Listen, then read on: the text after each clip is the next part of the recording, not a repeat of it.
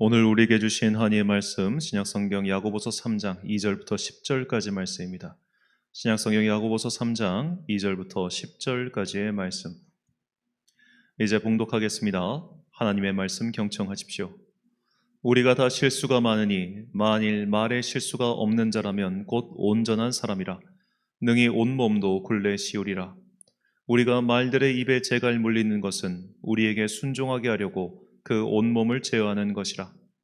또 배를 보라. 그렇게 크고 광풍에 밀려가는 것들을 지극히 작은 키로서 사공의 뜻대로 운행하나니 이와 같이 혀도 작은 지체로 돼 큰 것을 자랑하도다. 보라, 얼마나 작은 불이 많은 나무를 태우는가. 혀는 곧 불이요 불의의 세계라.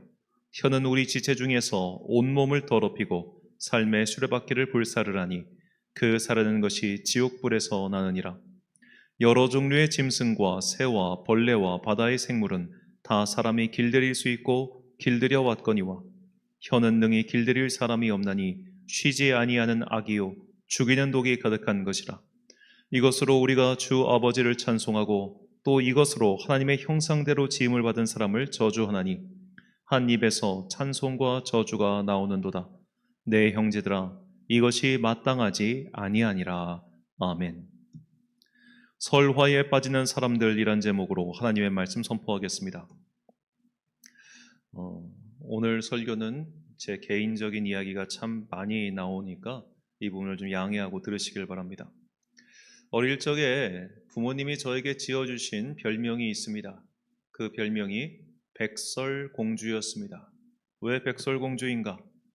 백만인이 설설기는 공포의 주둥아리, 그 앞글자를 따서 저를 백설공주라고 부르셨습니다. 저는 이제 기억이 잘 나지 않습니다만 제가 어릴 적부터 이렇게 말을 조절을 못해서 참 많이 실수도 많이 하고 또 잘못도 많이 저질렀었습니다. 굉장히 어릴 적의 일이지만 이제 한 가지 기억나는 에피소드가 있습니다. 저희 집에 목사님이 신방을 오셨는데 지금 생각해 보면 그때 이제 저희 이모가 뭔가 이렇게 좀 외부 손님을 맞이할 준비가 안 됐었던 것 같아요.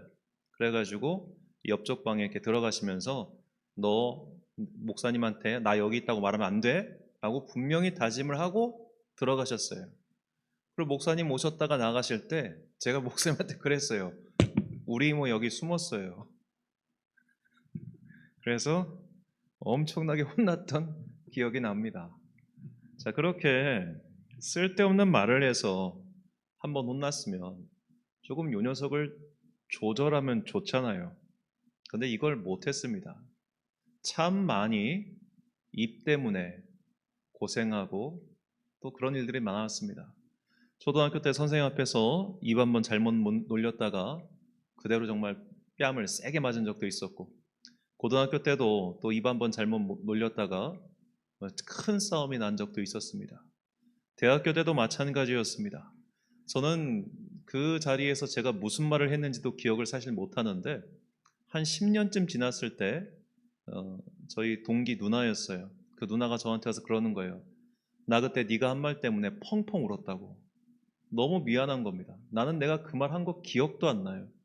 그런데 그 말이 비수처럼 그 누나한테 꽂혀가지고 그 누나가 통곡을 했다는 겁니다. 참 많은 실수가 있었어요.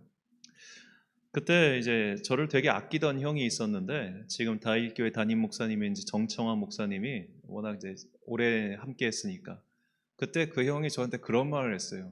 나는 네 입에 지퍼를 달고 싶다고. 좀 입 좀 다물고 살라고 막 그냥 정말 많은 실수와 잘못들이 있었습니다.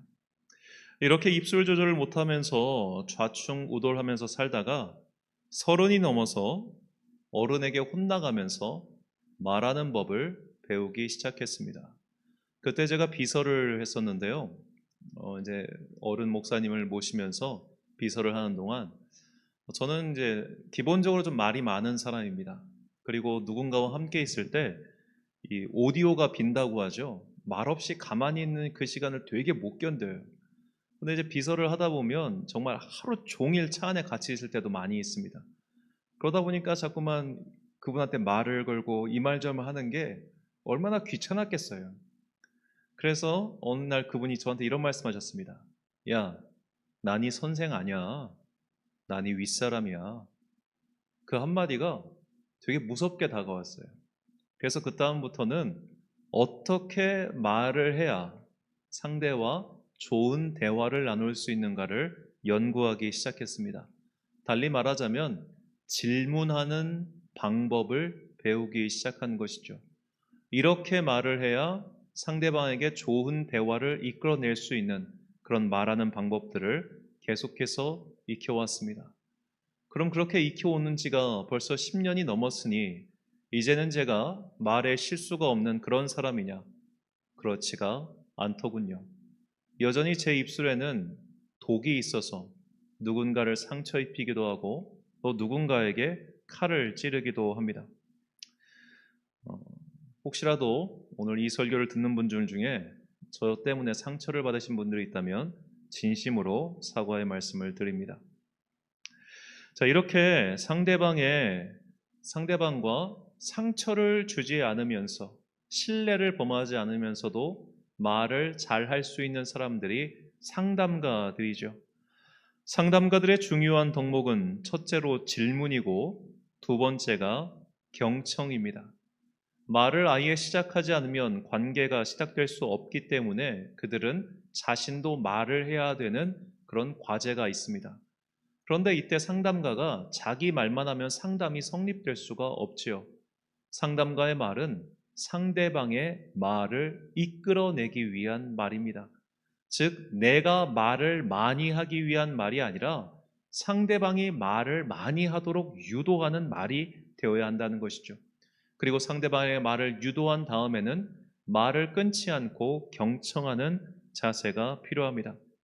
이렇게 상담가적 대화가 사실 우리에게 굉장히 필요한 말하기 방법이죠. 우리도 내가 말을 많이 하기보다는 상대방이 말을 많이 하도록 하고 또 그것을 경청하는 자세를 가질 때 우리는 주변 사람들에게 굉장히 칭찬받는 사람이 될 것입니다. 자, 이렇게 말 때문에, 입술 때문에 벌어지는 일들을 우리는 설화라고 합니다. 설화는 사전적 의미에서 혀를 잘못 놀려서 여러 사람에게 지탄을 받는 것을 뜻합니다. 예로부터 지금까지 이런 설화 때문에 인생에서 큰 화를 당하는 이들이 많습니다. 이런 설화는 특히 유명인들이나 정치인들에게 참 많죠. 연예인이나 정치인들 가운데 정말로 말 한마디 잘못해서 그들의 이미지가 나락으로 떨어지는 사람들이 너무나 많습니다. 그러면 이것이 정치인에게만 있는 것이냐 하면 제 경험상 그렇지가 않아요. 학교 생활이나 사회 생활도 마찬가지입니다. 말 한마디 잘못해서 찍히는 사람들이 참 많습니다. 말 한마디 잘못해서 학급 안에서 오랜 시간 동안 왕따를 당하는 친구들도 많습니다. 걔가 어디가 모자르거나 뭘 못해서가 아니라 너무 말이 많고 그 말 때문에 상처를 주고받는 일들이 생길 때 어느샌가 그 아이 주변에는 사람들이 없어요. 이것은 제가 직접 경험해 본 일입니다. 그렇기 때문에 이 말을 조절하는 그 습관을 우리가 잘 들여야 됩니다. 자, 그래서 우리는 언제나 침묵은 금이고 웅변은 은이다라는 이 격언을 잘 기억해야 되죠. 말 한마디에 청량빛도 갚는다고 하지 않습니까? 자, 그만큼 혀가 통제되는 사람, 말 실수를 줄이는 사람은 인생에서 점수를 얻고 반대로 혀를 통제하지 못하는 사람은 점수를 잃고 손해를 보고 어느 순간에는 정말 돌이킬 수 없는 일들을 저지르곤 하죠. 성경은 오늘 그것을 우리에게 가르쳐 주고 있습니다. 본문 2절과 6절과 8절 말씀입니다. 우리가 다 실수가 많으니 만일 말에 실수가 없는 자라면 곧 온전한 사람이라 능히 온몸도 굴레 씌우리라. 혀는 곧 불이요 불의의 세계라. 혀는 우리 지체 중에서 온몸을 더럽히고 삶의 수레바퀴를 불사르나니 그 사르는 것이 지옥불에서 나느니라. 혀는 능히 길들일 사람이 없나니 쉬지 아니하는 악이요 죽이는 독이 가득한 것이라. 아멘. 혓바닥 한번 잘못 놀려서 인생을 망치는 사람이 있는가 하면 그 입에서 사랑의 말과 찬양이 나와서 누군가의 인생을 위로하고 살리는 사람도 있습니다. 목사를 하는 동안 적지 않은 사람들을 만났습니다. 어떤 사람은 천성이 과묵하고 어떤 사람은 말이 많은 사람이 있습니다. 말이 많은 사람은 그 본심은, 그 본성은 착할지라도 반드시 실수를 하게 되어 있습니다. 그래서 사람들에게 점수를 읽고 무엇보다 그 자신의 권위를 그 스스로 깎아내릴 때가 참 많습니다. 그러므로 과묵한 사람은 무조건 점수를 얻고 출발하죠. 그래서 말이 적으면 그만큼 인생이 수월해집니다. 하지만 제 생각에 말이 많고 말이 많은 사람, 그리고 말이 적은 사람, 이것은 어느 정도는 훈련을 통해서 가능하지만 전 이것도 보면 타고난 것 같아요. 타고나기를 말수가 적은 사람이 있습니다. 예를 들어 저희 아버지 같은 분은 정말 과묵하신 분이에요.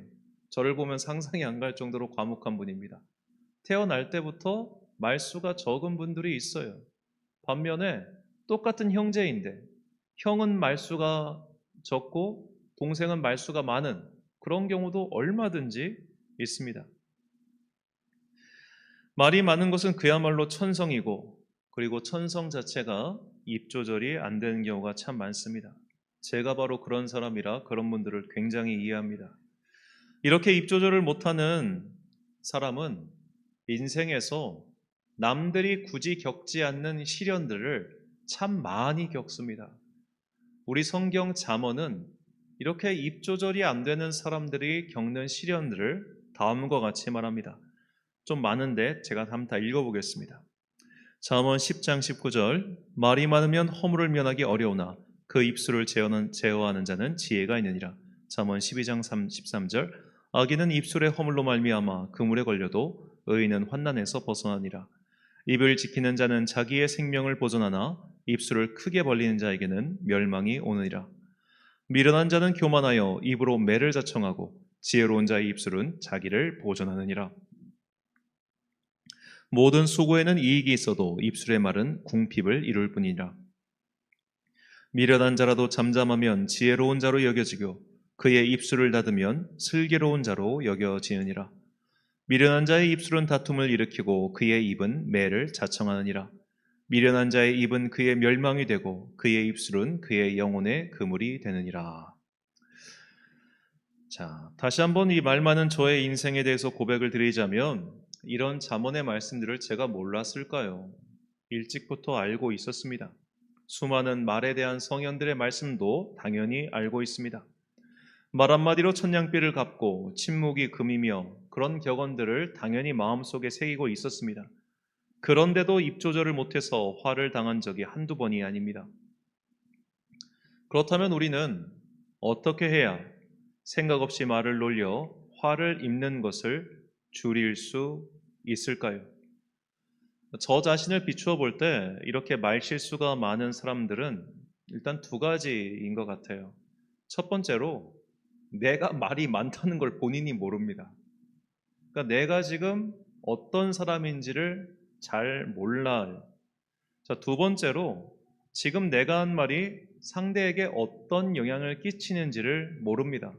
그래서 저 같은 사람들이 정말 입에 습관처럼 달고 사는 문구가 있어요. 그럴 의도로 말한 게 아니야.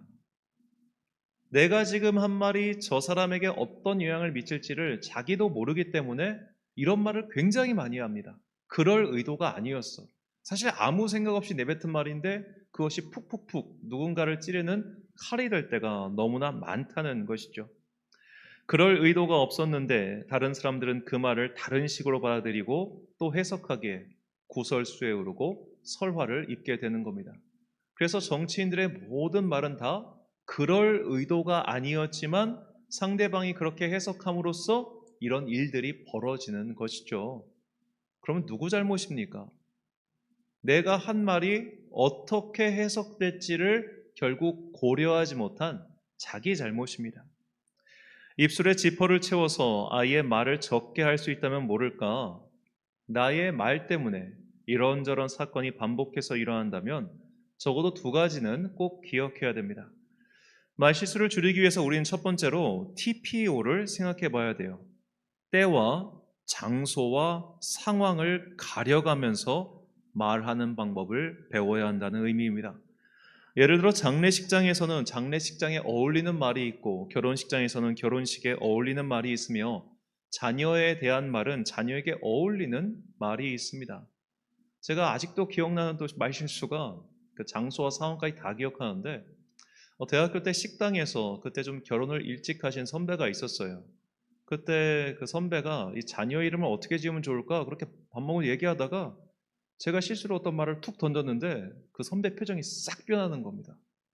되게 불쾌하면서 그런 식의 실수를 참 많이 저질렀어요. 때와 장소와 상황에 맞지 않은 말들을 제가 많이 했기 때문입니다. 자, 이런 것들은 우리가 결국 삶에서 배워가야 되는 거예요. 누군가가 옆에 딱 붙어가지고 그런 것들을 하나하나 코치해주면 좋겠지만 솔직히 그럴 수 있는 사람은 없습니다. 결국 이런저런 실수를 반복해가면서 내가 체득해 나가는 수밖에 없지요. 그러니까 그만큼 말이 많으면 손해를 많이 보는 것입니다. 그래서 말실수를 줄이는 두 번째 방법은 바로 공감 능력입니다. 말실수가 잦은 사람들 대부분의 공통점 중 하나는 공감 능력이 떨어진다는 겁니다. 물론 말수가 적다고 해서 상대적으로 공감 능력이 뛰어난 건 아니에요. 오히려 말수가 적은 분들 중에서는 다른 사람에게 관심이 없기 때문에 말 자체를 적게 하는 분들도 꽤 됩니다.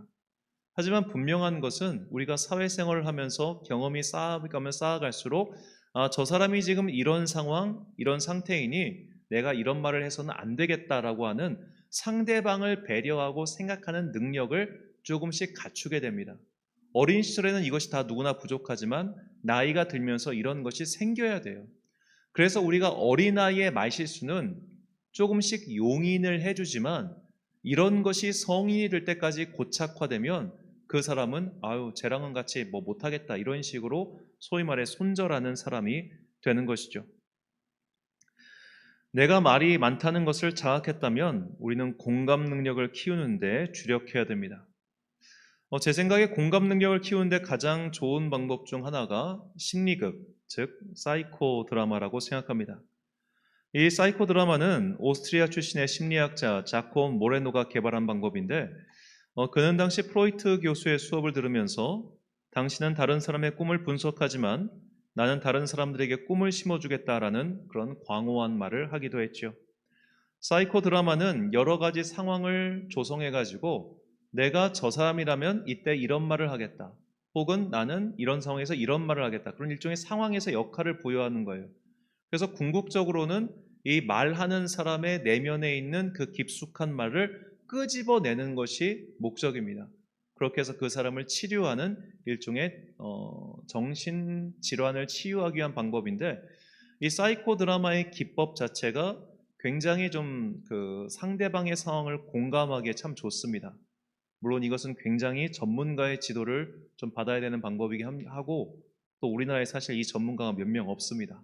제가 알기로 한 15명 정도 밖에 되지 않는데 여하튼 이런 상황극을 통해서 우리가 상대방의 상황을 나의 말로 바꿔서 함으로써 내가 이런 말을 했을 때 기분이 나쁘구나.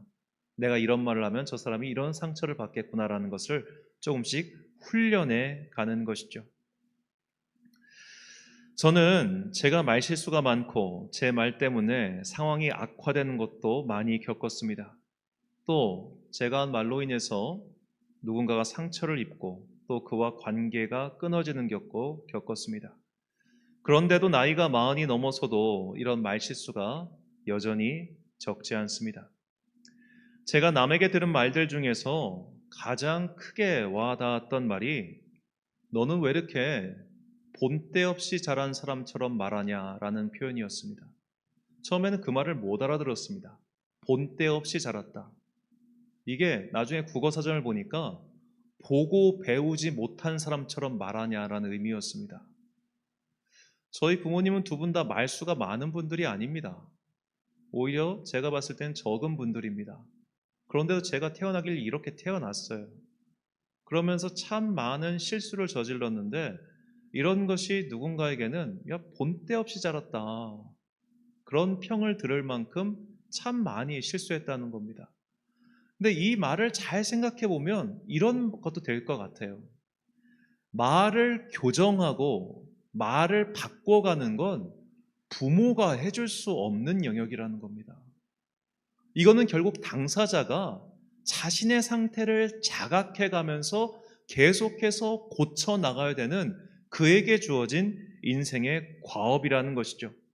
그래서 우리는 오늘 본문의 온전이라는 단어를 잘 생각해 봐야 됩니다. 온전이라고 번역한 헬라어는 텔레이오스인데 이는 완성되다, 완전하다는 뜻입니다.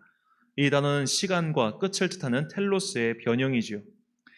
자, 입술에 실수가 없는 사람은 완성된 사람인데 그 완성이라는 것은 결국 시간이 걸리고 그 시간의 끝에 도달해서야 완성된다는 뜻입니다. 우리는 모두 다 사실 크든 적든 말에 실수가 있는 사람들입니다. 그런데 이것이 한 번의 교육, 한 번의 책 읽기, 한 번의 훈련으로 끝나는 것이 아니라 우리 평생에 계속해서 가져가야 하는 과업이라는 거예요. 그래서 내가 이런 실수를 저질렀구나를 먼저 자각하는 것이 중요하고 그 다음에 같은 실수를 반복하지 않기 위해서 노력하는 것이 중요합니다. 그러면 사실 우리 모두는 다 똑같은 실수를 또 하고 또 하고 또 하고 또 해요. 이 공자가 자신이 가장 칭찬한 제자가 안회라는 사람이었습니다. 공자가 안회를 칭찬한 이유는 한 가지입니다. 한 번 말하면 알아듣고 그 다음부터 고치더라는 거예요. 그래서 안회는 평을 받기를 쟤는 나보다 나아라고 하는 평을 들을 만큼 훌륭한 사람이었습니다. 우리 모두가 그런 성자는 아니잖아요. 그래서 우리는 지난번에 저질렀던 실수, 저 사람에게 저질렀던 실수를 사실 계속해서 반복합니다. 중요한 것은 내가 이런 실수를 반복하고 있구나라는 것을 자각해서 그것을 고쳐가기 위한 노력이 중요하다는 거예요. 자, 그래서 우리가 성경에 나온 많은 인물들 가운데 다윗이라고 하는 사람을 높게 평가하는 것이 바로 여기에 있습니다. 다윗은 인생에서 참 많은 실수가 있었던 사람입니다. 다윗도 말실수가 있었습니다. 다윗은 자기가 한 말 중에 주워 담지 못한 말을 한 경우도 있습니다. 하지만 중요한 것은 다윗은 누군가가 그것을 지적했을 때 그 지적을 받아들이고 고치려고 하는 삶의 태도가 있었다는 거예요. 다윗이 행한 대표적인 말실수가 바로 나발의 도발에 분노해서 그의 집안 사람들 내가 다 죽여버리겠다라고 했던 것입니다. 사무엘상 25장 21절과 22절 말씀, 다윗이 이미 말하기를 내가 이자의 소유물을 광야에서 지켜 그 모든 것을 하나도 손실이 없게 한 것이 진실로 허사라. 그가 악으로 나의 손을 갚는도다. 내가 그에게 속한 모든 남자 가운데 한 사람이라도 아침까지 남겨두면 하나님은 다윗에게 벌을 내리시고 또 내리시기를 원하노라 하였더라. 자, 우리는 이 다윗의 말, 하나님은 다윗에게 벌을 내리시고 또 내리시기를 원하노라.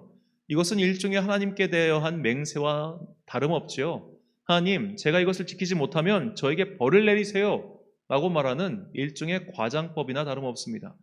자, 예수님께서 왜 너희는 그 어떤 것에 대해서도 맹세하지 말라라고 하신 이유가 뭐냐면 당시 히브리 사람들의 어법이 이런 게 많았어요. 이것을 우리는 히브리식 과장법이라고 이야기합니다. 하나님은 벌을 내리시고 또 내리시기를 원한다, 이런 식의 반복적인 말을 통해서 나의 진실함, 나의 이 마음을 좀 과하게 표현하는 것이 굉장히 성경 속에도 자주 나오죠. 우리가 새벽에 읽었던 엘리의 말처럼 엘리가 사무엘에게 너 나에게 그 말 하지 않으면 하나님이 너에게 벌을 내리시고 또 내리시기를 원한다, 이런 식의 말을 통해서 괜히 그런 말 안 해도 되는데 말을 덧붙이는 겁니다. 그래서 예수님께서 그런 말 너희 입에서 이제는 그만해라 라고 하신 것이죠. 자, 다윗이 이렇게 하나님 앞에서 맹세하듯이 한 말에 대해서 아비가일이 잘 설득을 합니다. 그래서 다윗이 어떻게 보면 분을 가라앉히고 자신의 행동을 정정하지요. 자, 이것이 다윗의 훌륭한 점입니다. 그가 감정에 치우쳐서, 분노에 치우쳐서 말에 실수를 했습니다. 하지만 누군가가 그것을 지적했을 때 다윗은 그것을 수용하고 자신의 행동을 고치는 사람이었다는 것이죠. 이런 다윗의 행보와 정반대의 모습을 보여주는 사람이 바로 사울 왕입니다. 사울 왕도 정말 아무 말이나 내뱉는 사람이었습니다. 문제는 그가 내뱉은 아무 말에 대해서 사람들이 지적을 하면 그는 끝까지 고집을 부리고 그 의견을 수용하지 않는 사람이었다는 점이죠. 왜냐하면 사울 왕은 자기의 체면이 너무나 중요한 사람이었기 때문에 자기의 실수를 인정하는 것, 그것은 자신의 권위가 깎이는 거라고 생각했고, 그래서 다른 사람의 말을 수용하는 것을 하지 않았던 것입니다. 사울 왕이 블레셋과 전쟁을 치를 때 일입니다. 사울 왕은 백성들 앞에서 이렇게 맹세를 시켜요. 사무엘상 14장 24절 말씀. 이 나라 이스라엘 백성들이 피곤하였으니 이는 사울이 백성에게 맹세시켜 경계하여 이르기를 저녁 곧 내가 내 원수에게 보복한 때까지 아무 음식물이든지 먹는 사람은 저주를 받을지어다 하였습니다. 그러므로 모든 백성이 음식물을 맛보지 못하고. 자, 전쟁에서 지금 군사들에게 밥을 안 먹이면 어떻게 싸우겠다는 겁니까? 그러니까 지금 지휘관이 엉망진창이었다는 뜻이에요. 적들을 무찔러야 되니까 너희들 밥 먹지 마! 이렇게 지휘하면 어느 군대가 사기가 올라가겠습니까? 그런데 때마침 요나단이 이 사울 왕에게 떨어져 있었기 때문에 이 맹세시킨 것을 못 들었습니다. 그리고 이제 요나단이 적을 추격하다가 이 들에서 꿀을 발견하고 꿀을 먹었는데 너무 기운이 나는 거예요.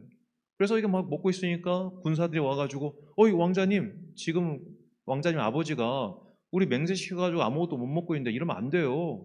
그러니까 요나단이 야 무슨 소리야, 부왕께서 실수하셨느네. 아, 군인들은 먹고 싸워야지. 이런 식으로 이렇게 상황이 종료되고 전쟁도 끝났습니다. 그런데 이제 제사를 드리는데 하나님의 응답이 없어요. 그러니까 사울 왕이 이상해가지고 이거 지금 분명히 내가 아까 한 맹세를 어긴 놈이 여기 있어. 누구야 하고 제비를 뽑으니까 요나단이 걸렸습니다. 요나단이 상을 노에 먹었어. 그러니까 요나단이 여차여차해서 먹었습니다. 그렇게 대답하자 사울 왕이 요나단에게 이렇게 대답해요. 사무엘상 14장 44절과 45절 말씀. 사울이 이르되 요나단아 내가 반드시 죽으리라. 그렇지 않으면 하나님이 내게 벌을 내리시고 또 내리시기를 원하노라 하니 백성이 사울에게 말하되 이스라엘이 큰 구원을 이룬 요나단이 죽겠나이까. 결단코 그렇지 아니하니이다. 여호와의 살아계심을 두고 맹세하옵나니 그의 머리털 하나도 땅에 떨어지지 아니할 것은 그가 오늘 하나님과 동역하였음이니이다 하여 백성이 요나단을 구원하여 죽지 않게 하니라. 사울 왕이 잘못한 것이 분명함에도 불구하고 그는 끝까지 고집을 부리면서 너는 죽을 거야 라고 자기 아들을 죽이려고 합니다. 자기 아들의 생명보다 자기 체면이 더 중요한 사람이 사울 왕이었죠. 이렇게 자기의 실수, 자기의 잘못을 인정하지 않는 사람은 결국 입술의 굴레에서, 이 설화에서 벗어나지를 못합니다. 오늘날도 많은 사람들이 이런 설화에서 벗어나지 못하는 이유는 자기의 잘못을 인정하지 않기 때문입니다. 그런 사람들이 너무 많죠. 참 뻔뻔하고 또 어떤 면에서 참 안타까운 사람들이기도 합니다. 문제는 이런 실수를 내가 저지르지 않아야 된다는 것이죠. 다시 말씀드리지만 말의 실수가 완전히 없을 수는 없습니다. 우리는 사는 동안 여러 가지 말 실수를 하며 살아갈 것입니다. 이때 정말 중요한 것은 내가 나의 실수를 인정하고 고쳐가려고 하는 삶의 자세라는 거예요. 오늘 성경이 말하는 것처럼 내 인생을 불사르는 남을 죽이고 결국 나까지 죽이는 독과 같은 이 입술을 제어하기 위해서 부단히도 노력하는 것은 그리스도인의 사명 중 하나라는 것을 잊지 마십시오.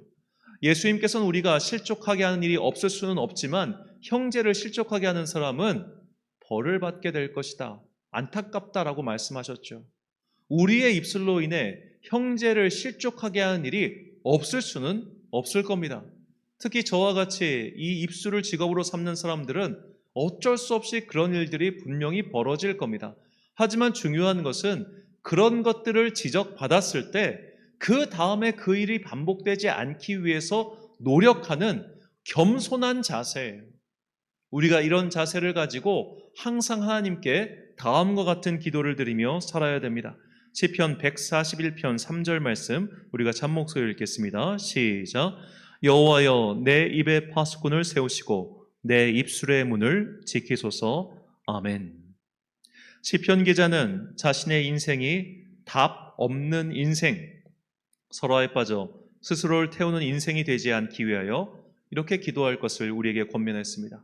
이 기도의 제목이 말 실수가 많은 우리의 평생의 기도 제목이 되기를 소망합니다. 사랑하는 천안광성교회 성도 여러분, 그리고 이 예배를 함께 드리고 계신 귀한 주님의 자녀 여러분, 우리의 입술은 불입니다. 남의 인생을 태울 뿐만 아니라 나 자신의 인생까지도 불사르는 불입니다. 또한 우리의 입술은 독입니다. 남의 마음과 영혼에 독을 뿌리고 또 뿌린 나 자신도 감염되어 버리는 극독입니다. 우리가 입술에 지퍼를 채우고 아무 말도 하지 않고 살아갈 수 있으면 좋겠습니다만 인간 세상을 살아가는 동안 이것은 불가능하죠. 가능하면 말을 적게 하면 좋겠습니다만 그냥 말이 튀어나오니 도저히 답이 나오지 않을 때가 많을 겁니다.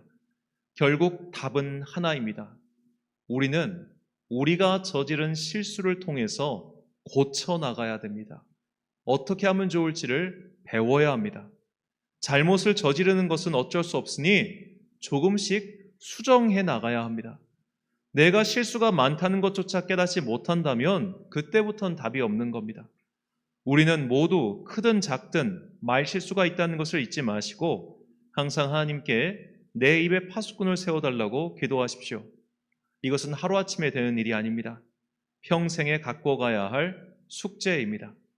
이 숙제를 잘 풀어나가 자신의 인생을 조금 더 빛나는 인생으로, 하나님 나라의 보탬이 되는 인생으로 변화시켜 나가는 주님의 자녀들이 되시길 예수님의 이름으로 축원합니다. 기도하겠습니다.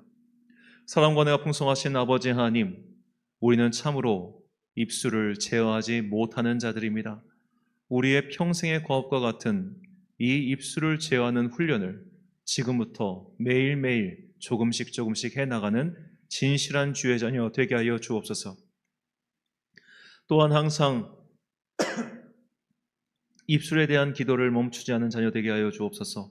우리의 입술에 파수꾼을 세우시고 우리의 입술의 문을 지켜달라고 간구하며 나의 입으로 인해 누군가가 실족하지 않게 하여 주시옵시고 무엇보다도 나의 입으로 인해 그동안 내가 쌓아 올린 여러 가지 삶의 과업들이 한순간에 무너져 버리는 그런 슬픈 일이 일어나지 않게 하여 주옵소서. 입술의 열매, 그 온전한 열매를 주님께 드리는 슬기로운 자녀들 되기를 간절히 소망하며 이 모든 말씀 우리 구주 예수 그리스도의 이름으로 기도드립니다. 아멘. 찬송가 447장 찬양하겠습니다.